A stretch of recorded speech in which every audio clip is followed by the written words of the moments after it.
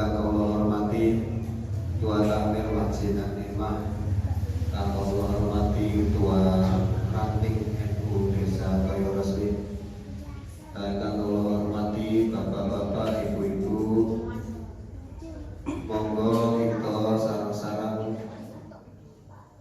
mengaturkan puji syukur kehadirat Allah Subhanahu wa taala karena pada sore hari ini kula lan panjenengan saged pepanggihan, saged rawuhi kajian Ramadan yang mudah-mudahan dengan kita niat mengikuti kajian Ramadan dan niat silaturahim dan niat thalabul ilmi, kita semua diberikan kemudahan, diberikan kelancaran, keluarganya sakinah mawaddah warahmah, putra putrinya soleh solehah, rezekinya kata barokah dan mutaka cinta muka.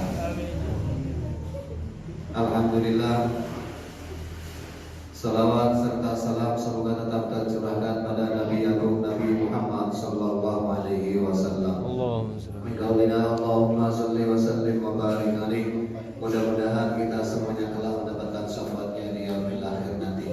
Amin amin ya rabbal alamin. Bapak Ibu yang kula hormati, saderengipun kula menyampaikan atau lebih tepatnya niku memandu nggih. Kula niku sanes ustaz, kula niku sanes kiai, kula mriki namun diaturi ken mandu belajar bersama terkait fikih salat khususipun. Nah, saat ini pun kula menyampaikan beberapa hal tentang sholat. Menurut Syekh Zainuddin Al-Malibari, teng kitab nami kitab niku Andumatil Azkiyah, beliau niku menyampaikan bahwa kita sebagai orang Islam,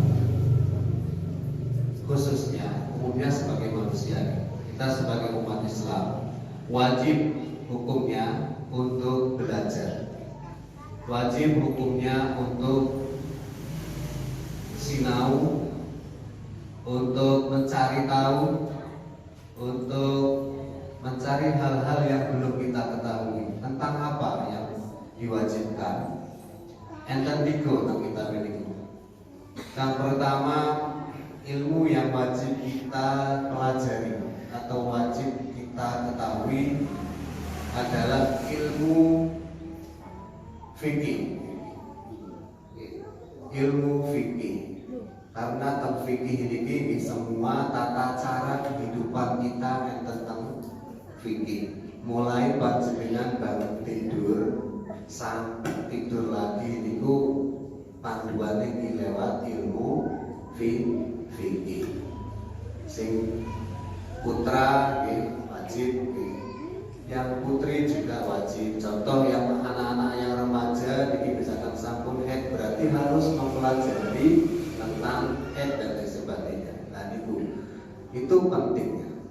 Terus ilmu yang kedua yang wajib kita ketahui atau yang wajib dipelajari oleh kita adalah ilmu tentang akidah, ilmu tentang keyakinan. Keyakinan sing leres niku sing pripun? Keyakinan sing dugi sampai Kanjeng Nabi niku keyakinannya sami niku sing pundi? Dan niku kedah kita pelajari. Lek teng mriki insyaallah akidahnya adalah akidah Ahlus Sunnah wal Jamaah. Dan itu salah satu materi yang akan dipelajari di kajian Ramadan. Kemudian ilmu yang ketiga yang wajib kita ketahui atau yang wajib kita pelajari. Yang ketiga itu tentang menjadikan hati bersih atau gampang itu tasawuf. Bagaimana kita ibadah itu tenang, bagaimana bekerja itu kita tenang, bagaimana dalam keluarga tenang dan sebagainya. Itu kita harus mempelajari. Nah, kenapa Syekh Zainuddin itu mewajibkan? Karena apa? Karena hal-hal yang ada, di mana ada kewajiban, kita harus mempelajari ilmunya. Contoh yang akan kita pelajari adalah sholat. Sholat itu wajib nopo mboten, Pak? Bu, wajib nopo mboten? Kok kertas nek wajib? Kertas ini pundi kok wajib? Rukun Islam. Pak, sedangkan kertas wajibnya sholat itu kayak pundi? Nama Bu? Rukun Islam. Rukun Islam enten pinten, Bu? Enten? Rukun Islam enten gangsal. Nah, terus memang lek kita orang Islam itu berarti wajib sholat. Karena kita ada kewajiban sholat, maka kita diwajibkan juga untuk belajar tentang sholat, tata cara sholat. Panjenengan sing mulai sekolah saking alit gitu, teng masjid jenengan ngawas nopo mboten. Terus waktu sekolah jenengan mempelajari nopo mboten. Terus setelah sekolah lewat panjenengan mempelajari nopo mboten. Kenapa sih harus wajib belajar? Karena memang hadis Nabi menyatakan thalabul ilmi minal mahdi ilal lahir. Belajar dulu dari lahir sampai ke liang lahat itu wajib dulu. Karena apa? Karena emang kita dalam hidup itu banyak ilmu, banyak yang harus kita pelajari. Oke, itu ilmu, 3 ilmu yang harus kita pelajari. Kenapa kok harus belajar? Karena ilmu, oke, menurut Ibnu Ruslan dalam kitabnya wa kullu man bi ghairi ilmin ya'malu amaluhu madudatan la taqbalu. Setiap orang yang beramal tanpa ilmu, maka amalnya tertolak atau tidak diterima. Panjenengan sholat jengkelat-jengkelit, orang ngerti tata carane, panjenengan wudu gebyur-gebyur, orang ngerti tata carane, orang ngerti ilmune. Niku menurut Ibnu Ruslan niku amalnya ditolak, bukan diterima. Gila. Nah, maka dari itu panjenengan hadir ke mriki dengan niat belajar, mudah-mudahan saged memperbaiki syariat kita sendiri, syariat kita untuk bertemu dengan Allah, dan insya Allah nanti bisa masuk surganya Allah. Amin amin ya rabbal alamin. Maka dari itu monggo kita tata bareng-bareng hati kita. Niki kula teng mriki nggih sebagai pengingat diri saya. Saya masih banyak salah, banyak dosa, banyak hilang, banyak belum baik dalam sholat. Maka dari itu kita bareng-bareng belajar tata cara sholat sing bener iku sing bener. Gitu. Tahun kemarin sudah disampaikan sekilas materi tentang sholat. Nah, kita memperdalam khusus sholat. Saat dari pun kula jelasaken monggo kita beristighfar rumiyin kersane mendapatkan ampunan dari Allah Subhanahu wa taala, kersane membuka hati kita supaya bisa menerima ilmu-ilmu yang kita pelajari dan bisa mengamalkannya. Monggo kita sama-sama Astaghfirullah Rabbal baraya Astaghfirullah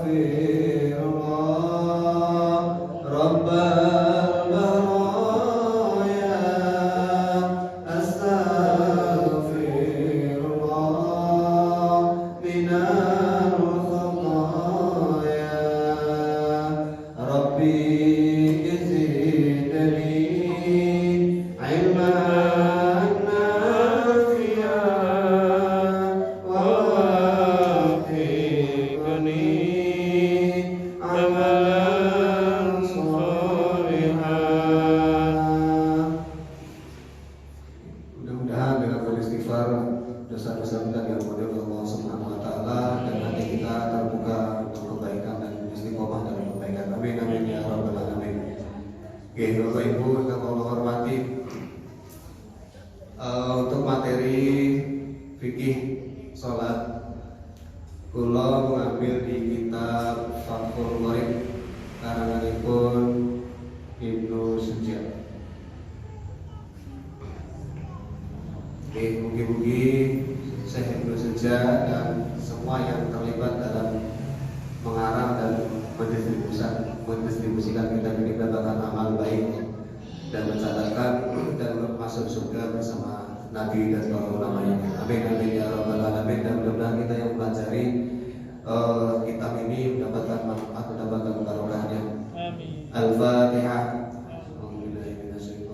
Bismillahirrahmanirrahim. Alhamdulillahirabbil alamin arrahmanir rahim maliki yaumiddin. Iyyaka na'budu wa iyyaka nasta'in ihdinas siratal mustaqim siratal ladzina an'amta 'alaihim ghairil maghdubi 'alaihim waladdallin. Bismillahirrahmanirrahim. Kitab Ahkamis Shalah, kitab menjelaskan tentang hukum-hukum salat. Salat niku napa? As-shalatu wa hiya lughatan ad-du'a. Jadi salat secara bahasa niku artinya doa. Wa syar'an lan ing dalam syar'i kama qala ar-Rafi'i aqwalu wa af'alu muftahatun bit takbiri muhtamatun bit taslimi bisanatin makhsusatin.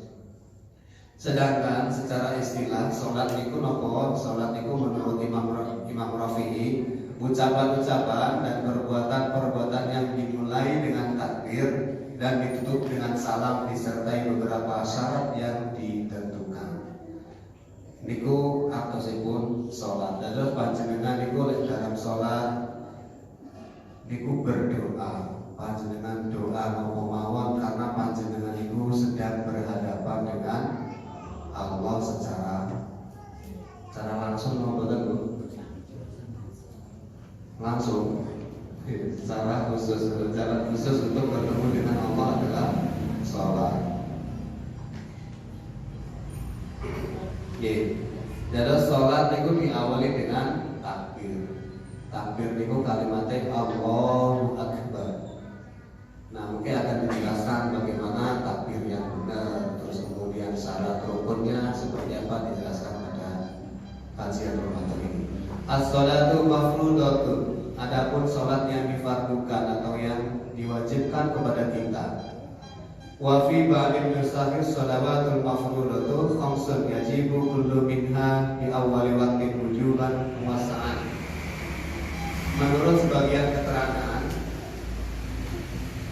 yaitu menggunakan kata-kata sholat yang difardukan atau sholat yang wajib niku ada 5 yang dikerjakan di awal waktu secara leluasa sampai waktu tersebut menjadi habis. Maka ketika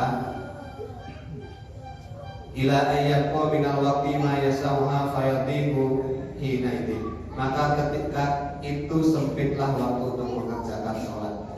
Nah, sholat itu yang diwajibkan kepada kita itu ada 5. Setiap waktu atau setiap sholat itu enten waktu nih, mulainya kapan, berakhirnya kapan, itu enten waktu nih. Sedangkan sholat yang pertama az-zuhru niku waktu sholat zuhur ay sholatuhu ka qala an-Nawawi sumiyat bidzalika. Sholat zuhur menurut Imam Nawawi sholat niku dinamakan sholat zuhur yang pertama karena sholat tersebut tampak nyata. Sumiyat bidzalika li annaha dhahiratun wasatun nahar. Jadi sholat zuhur niku sholat sing paling nyata, paling ketok mergi pas awan, pas padang cinta. Nah niku sholat yang pertama. Wa awwalu waqtiha. Nah sedangkan waktu sholat zuhur dimulai ini kapan? Ai mailus samsi an wasatis samai. Jadi waktu sholat zuhur dimulai itu ketika matahari, condongnya matahari dari tengah-tengah langit, bukan dengan melihat keadaannya. Dan terus mungkin coro panjenengan yang nanti masjid-masjid sing lawas, masjid-masjid zaman baheula nggih. Contoh enten pondok kampung kan enten boten nggih. Mesti sing ngadeg niku. Nah, niku untuk mengetahui waktu masuknya sholat. Dan terus lek sholat zuhur niku panjenengan ningali ayang-ayange wesi sing ngadeg niku pas jejeg mboten enten ayang-ayange niku berarti waktu mulainya sholat zuhur. Wa yurafu dzalika mailun bita hawlid dhilli. Condongnya matahari tersebut dapat diketahui dengan perpindahan bayangan. Terus mungkin panjenengan ketika melihat, dan ini boten enten jam, zaman dulu kan boten enten jam. Jadi ningali matahari yang tandane kok geser saiki ene ayang-ayangnya saiki niku waktu masuk zuhur. Wa akhiruhu, adapun habisnya waktu zuhur niku bayangan sesuatu benda menjadi sama panjangnya dengan benda. Wa akhiru ay waqtu dhuhri idza sara dhillu kulli syai'in lahu baqa. Jadi wesi sing enten misalnya untuk melihat waktu sholat zuhur habis ya. Bayang-bayangnya niki, bayang-bayangnya contoh niki pulpen niki. Bayang-bayangnya pulpen niki sama dengan pulpen ini. Sami, dawane. Jadi misalnya daunnya 20 cm, ayang-ayangnya 20 cm. Niku habisnya waktu sholat zuhur. Engko lek bayangannya lebih dari benda niku pun habis antosipun panjenengan boten sholat zuhur. Berarti kudu dipotong karena waktunya habis. Wal asru lan utawi sholat asar ay sholatuha wa sumiyat bidzalika lima salatiha waqtal ghurub. Sedangkan sholat yang kedua juga sholat asar dinamakan sholat asar karena sholat tersebut mendekati waktu menjelang terbenamnya matahari. Terus waktunya kapan mulai sholat asar? Wa awwalu waqtiha asyadatu ala dhillil fitri. Permulaan waktu sholat asar niku wau nggih bayangan tadi. Bayangan pulpen ini wau melebihi pulpen ini. Jadi misalnya dawane 20 cm kok wis 21 cm atau 22 cm niku pun waktu sholat asar. Niku waktu masuknya sholat asar.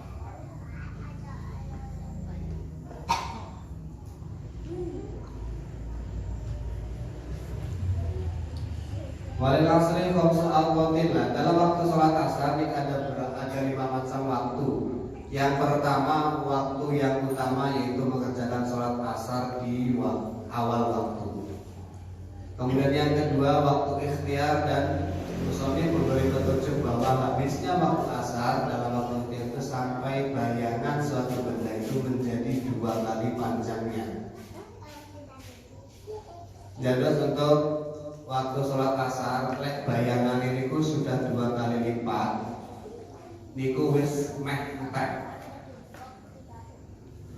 waktu sholat asar ini.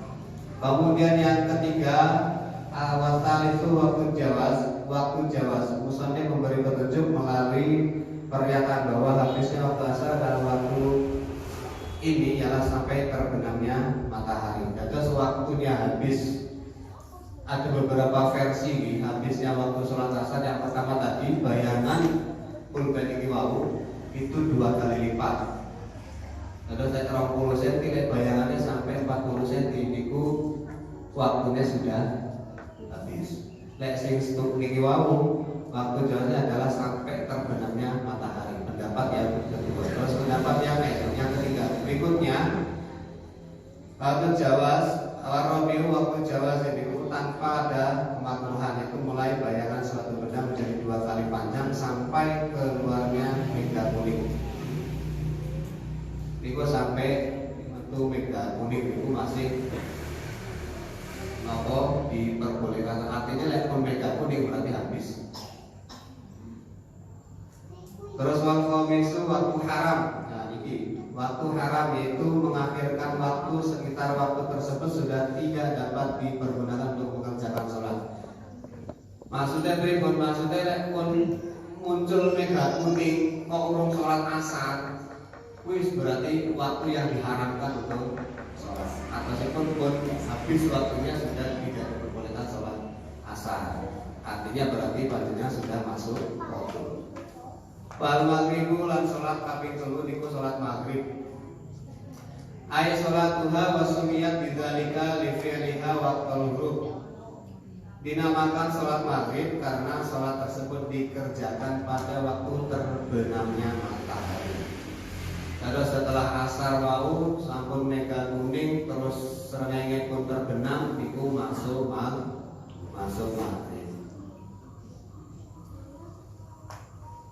Wa waqtuha wahidun wa huwa ghurubus syams. Adapun waktunya sholat maghrib itu hanya satu, yaitu mulai terbenamnya matahari secara keseluruhan dan adanya surut yang berlangsung sesudah terbenamnya matahari itu tidak mempengaruhi.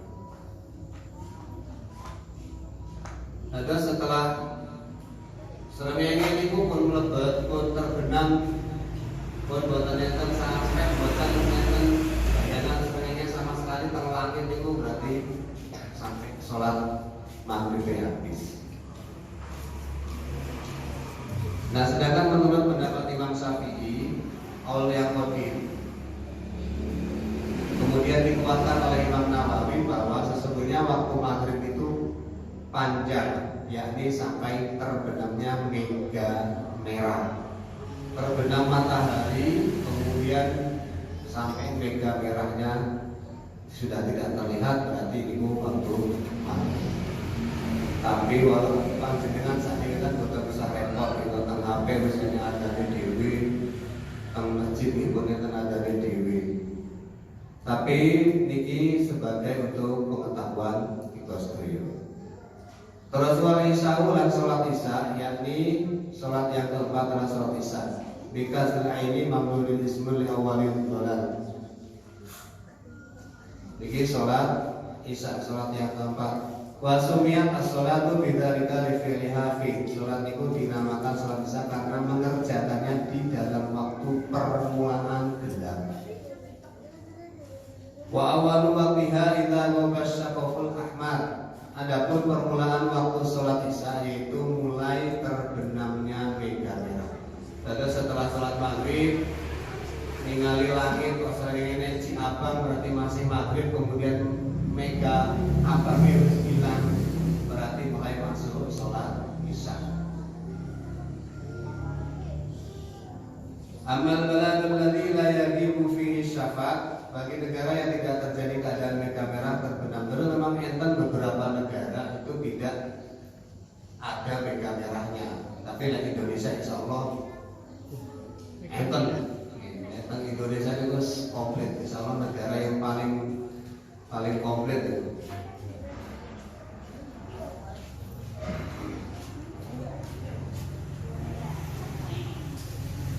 Sedangkan untuk waktu sholat isya itu ada dua waktu yang diutamakan untuk sholat. Ahaduhuma ikhtiyar wa syarahu wa asyara lahu biqaulihi wa akhiruhu yamtaddu fil ikhtiyar ila thuluthil lail. Pertama, waktu ikhtiyar, musannif memberikan petunjuk melalui perkataan bahwa waktu ikhtiyar itu panjang, habisnya sampai sepertiga malam. Ada sholat isya itu menurut pandangan pertama, niku sholat isya itu mulai habisnya mega merah sampai sepertiga malam. Wasani, sedangkan waktu yang kedua, menurut pendapat yang kedua bahwa waktu habisnya sholat isya adalah sampai terbitnya fajar shodiq, yakni sinar fajar terpelantang secara luas di sebelah timur. Terus panjenengan lek wenjing niku saderenge subuh lek ningali ngetan niku kok pun enten fajar sudah enten sinar Falak atau niku pun berarti fajar shodiq, artinya waktu sholat isya habis dan insya Allah pada sudah masuk subuh. Wasubuh lan sholat kaping 5 itu sholat subuh. Sholat subuh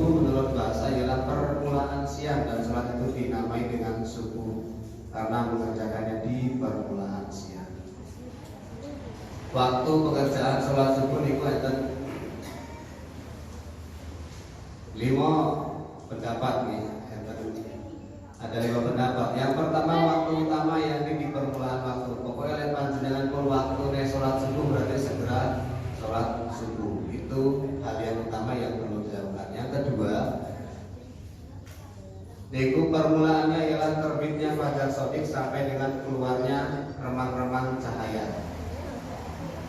Terus pendapat yang kedua, waktu sholat subuh niku ketika fajar shadiq enten sampai langitnya pun remang-remang enten mulai cahaya. Niku waktu sholat subuh. Kurang lebih lek cara diwakoni niku sekitar 1 jaman. 1 jam sampai 1 jam setengah. Yang ketiga, waktu pengerjaan sholat subuh ini pun mulai makruh. Jadi mulai fajar shadiq sampai terbitnya matahari. Terus rengenge wis ketok. Nah niku wis makruh. Kemudian yang keempat, mengerjakan sholat subuh itu keluarnya mega merah. Kemudian yang terakhir, ini pun haram, atau itu sudah masuk. Ini tidak lagi berleluasa untuk mengerjakan sholatnya. Kalau saya pun waktu sholat subuhnya habis. Niku sholat yang sudah kita laksanakan setiap harinya. Terus sebagai ilmu panjenengan dan ngertos waktosipun sholat, waktunya sholat niku kapan? Terus panjenengan kencing-kencing gitu siang, datang mriki pun penusah bingung gitu. Waktunya zuhur pun diadani, waktunya asar pun diadani, waktunya maghrib pun diadani. Jenengan boten datang sapi ngoten niku sebutan usah bingung. Terus hikmahnya apa dengan kemudahan seperti itu? Hikmahnya adalah bahwa kita sudah dipermudah oleh Allah ben sholate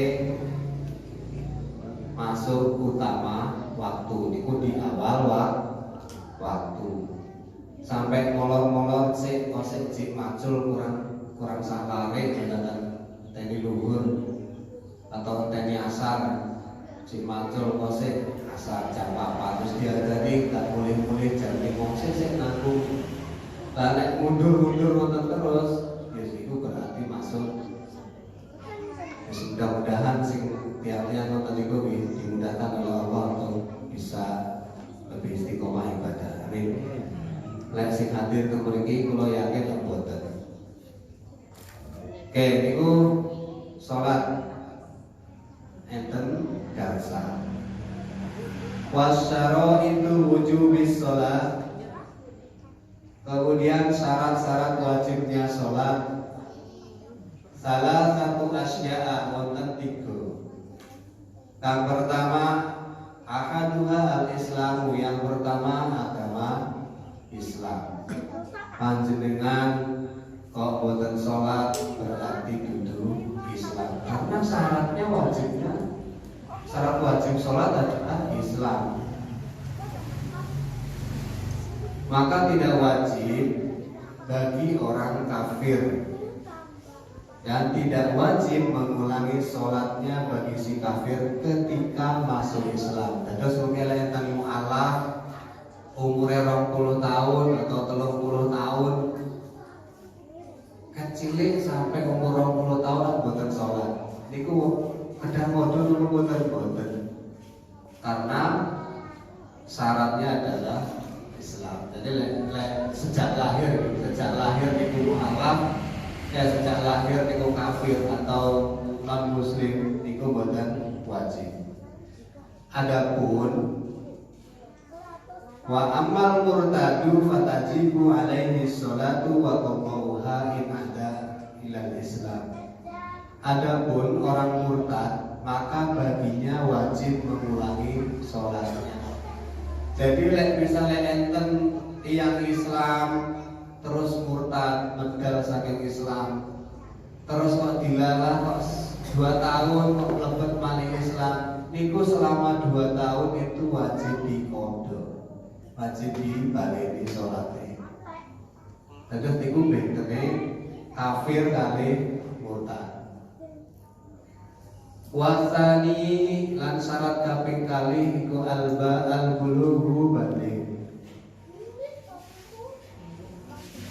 Tidak wajib mengerjakan sholat bagi anak kecil laki-laki dan perempuan, tetapi keduanya diperintahkan mengerjakan sholat sesudah sampai umur 7 tahun.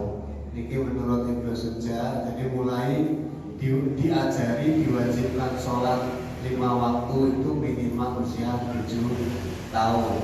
Nek sebelum 7 tahun sangat dianjurkan untuk diberikan atau diajari sholat. Kemudian bila jika memang sudah mengerti, terus umur 7 tahun kan enten kadang laren itu kan enten sing sampun mengerti, enten sing dereng atau pun terkait sholat ya. Dibayar sholat itu wajib, sholat itu perintah Allah, sholat itu perintah agama.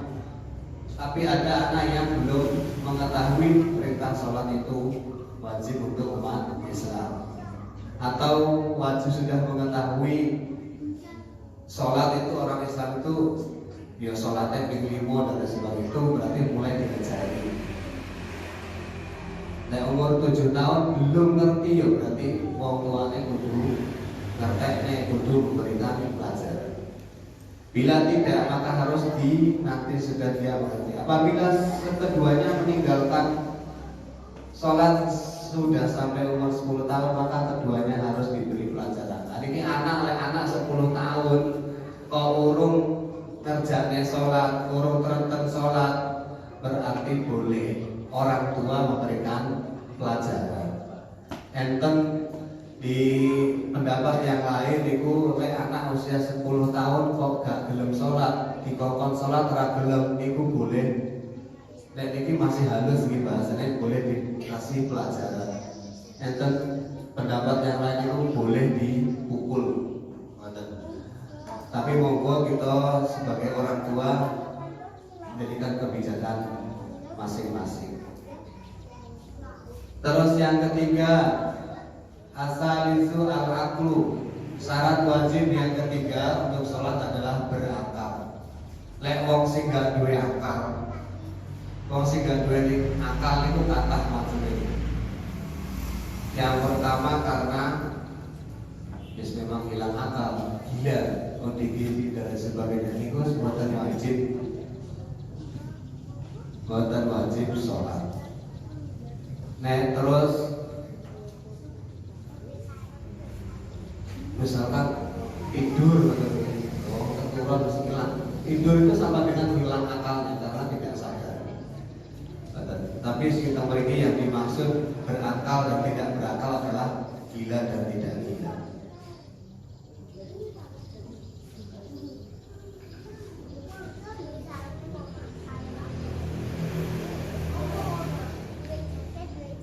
Sedangkan waktu sholat yang sunnah-sunnah, sholat sunnah ini kuenten hari raya Idul Fitri, Idul Adha, kemudian sholat gerhana matahari, bulan, kemudian sholat perintah hujan, kemudian sholat sunnah yang lain, sholat rawatib nih. Sholat rawatib itu sholat sunnah yang mengikuti sholat fardu. 2 rakaat sholat sunnah subuh. Kemudian 4 rakaat sebelum sholat zuhur, 2 rakaat sebelum sholat sesudah sholat zuhur, 4 rakaat sebelum sholat asar, 2 rakaat sesudah sholat maghrib. Ini sunnah sing di sunnah makat, sunnah yang dikukuhkan. Artinya yang kita sunnah itu produk tenanan. Artinya kalau rugi niku rugi teman lek mboten nglakoni. Kemudian 3 rakaat sedang sholat isya. Nah, salah satu di antara 3 ini merupakan sholat witir. Oke, niku sholat. Nah sholat sing 4 rakaat ini enten sing pendapat sing sholat zuhur ya. Sholat zuhur sebelum sholat zuhur dan sebelum sholat asar 4 rakaat itu kaul qadimnya atau pendapat yang paling kuat niku 4 rakaat seperti sholat asar ataupun sholat isya. Terus mboten dipotong 2 rakaat, 2 rakaat, 2 rakaat salam, 2 rakaat salam. Tapi umumnya teng mriki rata-rata sholatnya 2 rakaat salam, 2 rakaat salam. Atau mungkin cuma 2 rakaat mau. Tapi kalau qadim atau pendapat yang kuat, sholat sunnah sebelum asar dan sebelum zuhur itu 4 rakaat langsung 1 kali salam. Kemudian sholat sunnah rawatib yang tingkat kesunahannya, tingkat kesunahannya berikutnya adalah 2 rakaat. Ini yang biasa dilakukan. 2 rakaat sebelum subuh, 2 rakaat zuhur, 2 rakaat sudah zuhur, 2 rakaat sudah maghrib, 2 rakaat sesudah sholat isya. Nah itu sering kita lakukan. Tapi sing qadim sing utama niku sholat sing sunnah sing wau sing sampun sampai ada. Oke, sampai ke mriki enten sing ditakmetaken.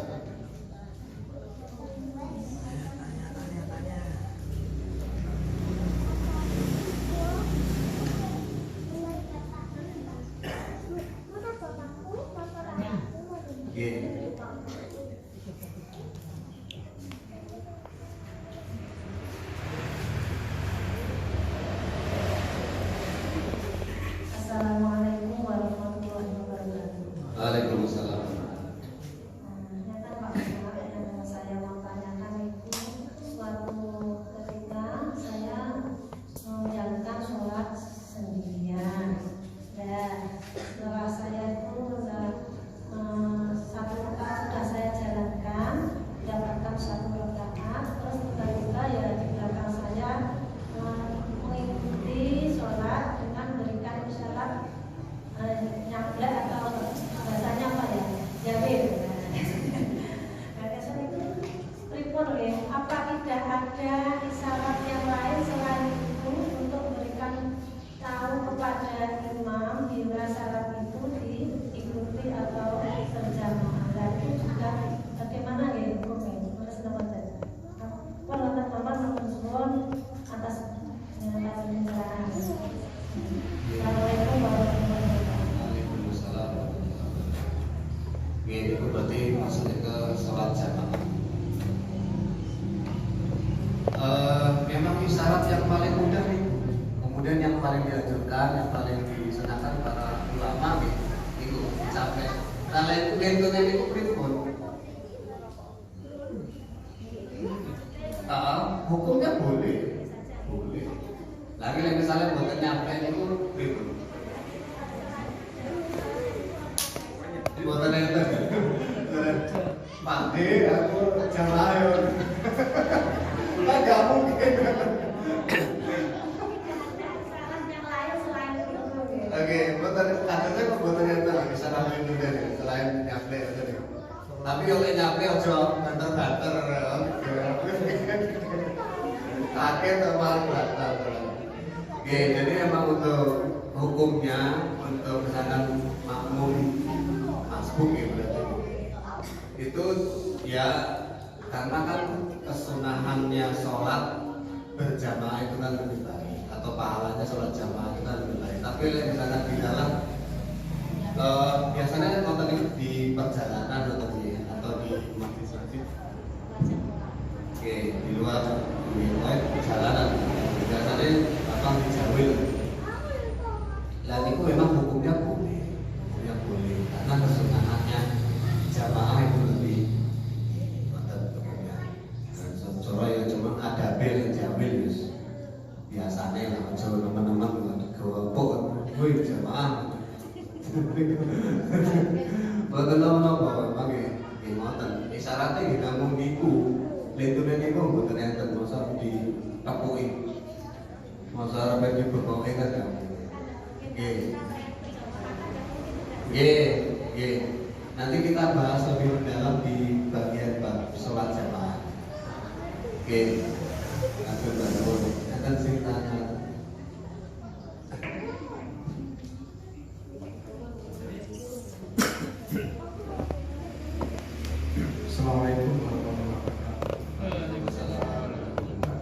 Pak Ustadz menjelaskan ada beberapa sholat sunnah. Pertama sholat sunnah sebelum subuh, sebelum zuhur, sebelum asar, dan setelah maghrib, sebelum isya atau isya. Apakah ada, kita pernah melihat apakah ada sholat sunat sebelum maghrib? Terima kasih. Sholat sunnah Sholat sebelum maghrib. Kita melihat kadang-kadang dari para jamaah itu melakukan sholat sebelum maghrib. qobliyah maghrib. Iya, qobliyah maghrib. Apakah ada seperti itu dalam hadis atau dalam Al-Quran itu? Apa yang disampaikan apa itu dari Ustaz tadi kan ada itu. Jadi saya lihat itu dari masalah jamaah itu masalah sholat qobliyah sebelum maghrib. Terus sih kalau sampai akan lagi wau sunnahnya itu tingkatannya sunnah itu dikukuhkan atau sunnah muakkad.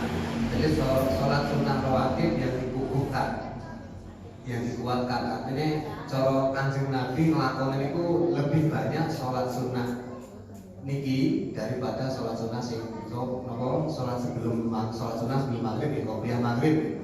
Qobliyah maghrib dan ba'diyah maghrib itu cara sunnah tingkat kesunahan itu memang lebih disunahkan adalah ba'diyah maghrib.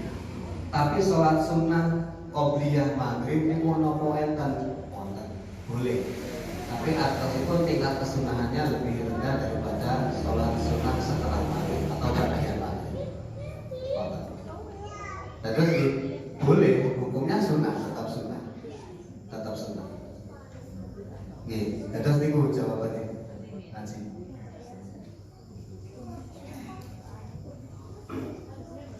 Tangan, gih, monggo. Matur nuwun. Tadi disampaikan bahwa sholat sunnah atau sholat subuh ya. Sholat subuh itu dimulai dari terbitnya fajar sampai terbitnya matahari. Nah, setelah waktu itu haram sholat untuk melaksanakan sholat subuh. Nah, yang dimaksud sekarang ini mau diperjelas haram dalam arti tidak boleh sholat atau sholatnya sudah habis. Karena yang pernah saya pelajari itu waktu makron yang diharapkan untuk sholat ada 3. Jadi waktu terbitnya matahari, waktu pasnya matahari, dan waktu tenggelamnya matahari.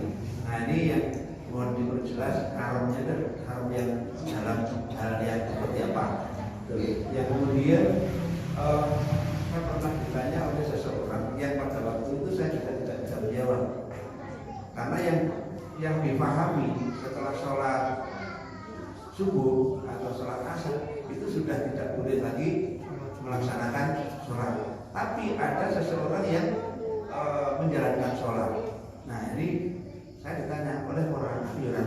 Nah, ini tak ada nih. Oke, matur soalnya panggil lagi. Namun kali. Oke, untuk terkait yang dimaksud haram itu atau pun waktunya habis, waktu sholatnya habis. Waktu sholatnya habis, artinya itu waktu sholat subuh atau asar itu habis. Sedangkan yang dimaksud haram setelah tenggelamnya matahari atau terbitnya matahari atau habisnya waktu sholat subuh. Setelah sholat subuh, bukan sebenarnya sih yang haram itu bukan waktu habis. Setelah sholat subuh setelah sholat subuh dan setelah sholat asar itu diharamkan melakukan sholat. Sholat nopo yang diharamkan? Yang diharamkan adalah sholat sunnah. Terus ba'da asar itu boten enten ba'da asar. Ba'da subuh boten enten ba'da subuh atau sholat sunnah yang lain. Terus yang diharapkan sholat sunnah. Dilala waktu sholat subuh atau waktu sholat asar itu habis, tetap kita boleh sholat, tapi hukumnya mengkodok sholat asar gitu ya, durung sholat, misalkan subuh kesiangan, nah itu waktunya habis berarti tetap wajib kodok. Nah sedangkan kodok itu ya wajib sesegera mungkin dilaksanakan. Nah, dilalah habisnya sholat, habis waktu sholat subuh terus baru bangun berarti tetap wajib sholat, tapi sholatnya sholat kodok. Terus bukan adaan, tapi kodokan. Sami di sholat asar. Jadi setelah sholat asar itu diharapkan sholat sunnah.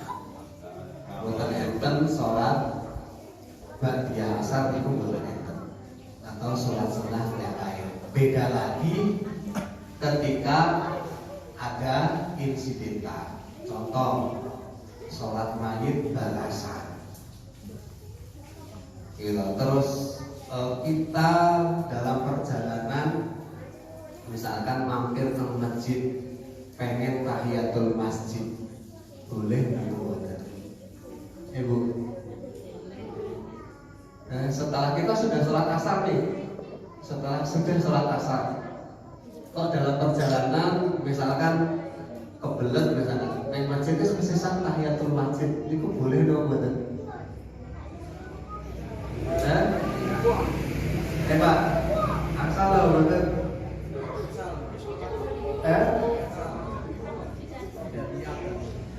Kita sudah sholat asar tak ada. Boleh enggak?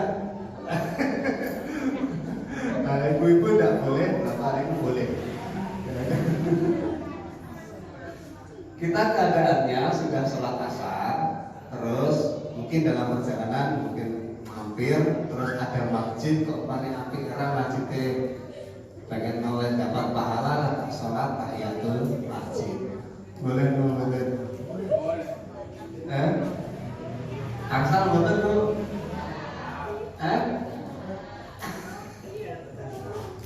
Asal apa Pak? Asal. Saya itu lagi. Oke, terus ada beberapa pendapat niku boleh. Ada beberapa pendapat boleh. Tapi itu khusus sholat tahiyatul masjid.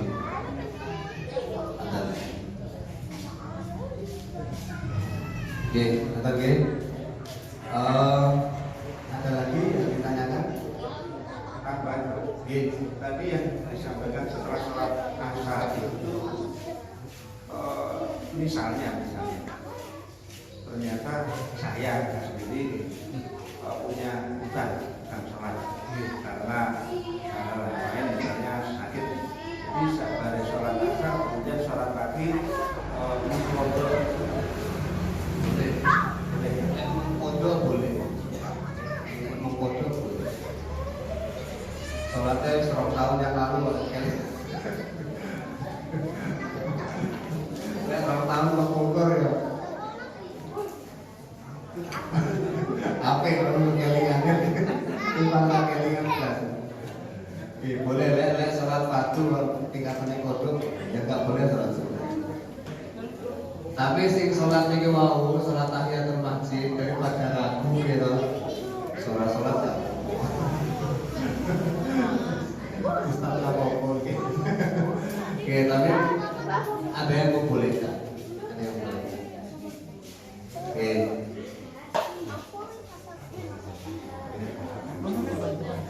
Oke, niku untuk waktu sholat. Ada yang ditanyakan lagi? Ada yang perlu didiskusikan lagi?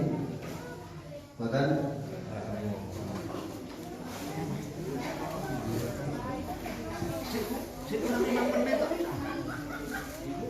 kalau dijawabnya lah. Ini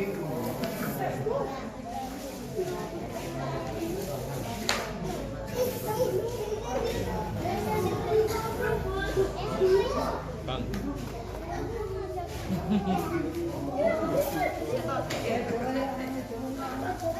pilih buatan kalau tak lanjut sedikit. Untuk sholat sunnah yang lain itu sholat lain itu adalah sholat malam. Jadi dalam sholat malam itu ya kan sholat hajat, sholat tahajud dan sebagainya itu dibangun sepertiga malam, waktu yang baik. Kemudian sholat sunnah yang dikukuhkan atau sholat sunnah akad yang lain adalah sholat duha. Sholat duha itu paling sedikit 2 rakaat, paling banyak 12 rakaat. Waktuha, sedangkan waktunya yaitu mulai dari naiknya matahari sampai matahari itu condong. Sebagaimana pendapat Imam Nawawi dalam kitab Tahqiq dan Syarah Muhadzab, itu waktu sholat duha. Kemudian sholat sunnah muakkad yang berikutnya yang biasa kita lakukan pada bulan Ramadan itu sholat tarawih. Sholat tarawih itu 20 rakaat dengan 10 salam yang dikerjakan di setiap malam bulan Ramadan. 20 rakaat tersebut jumlahnya 5 kali pergantian. Terus 10 salam. Maksudnya bahwa sholat tarawih 20 rakaat yang dikerjakan 2 rakaat, kemudian salam, 2 rakaat, salam, 2 rakaat, salam, sampai 4 rakaat dan 2 kali salam disunahkan untuk berhenti. Itu membaca surat Al-Ikhlas 3 kali misalnya dan disertai doa. Tapi kamu ini biasanya betul langsung bila langsung naik saja. Kemudian dari jumlah itu maka waktu berhenti sampai 5 kali. Kemudian ditambah dengan witir 3 rakaat, 2 salam yakni 2 rakaat, 2 rakaat salam ditambah 1 rakaat. Dan terus total sholat tarawih yang dikukuhkan atau sholat tarawih yang dikukuhkan atau muakkad itu 23 rakaat. Nah, khusus sholat tarawih mungkin dijelaskan di lain waktu ya. Ini adalah sunnah yang kita lakukan atau yang dikukuhkan di Masjid Iman. Itu tarawihnya adalah 23 rakaat. Mungkin itu kajian sore hari ini yang perlu saya sampaikan. Mudah-mudahan apa yang saya sampaikan bermanfaat dunia akhirat, dan mudah-mudahan kita sedoyo saged melampaui apa yang sudah kita pelajari pada sore hari ini. Dan mohon maaf kalau ada kesalahan, itu murni dari saya karena kekurangan dan kehilafan saya. Kalau kelebihan itu hanya Allah yang punya kelebihan. Ihdinas siratal mustaqim. Wassalamualaikum warahmatullahi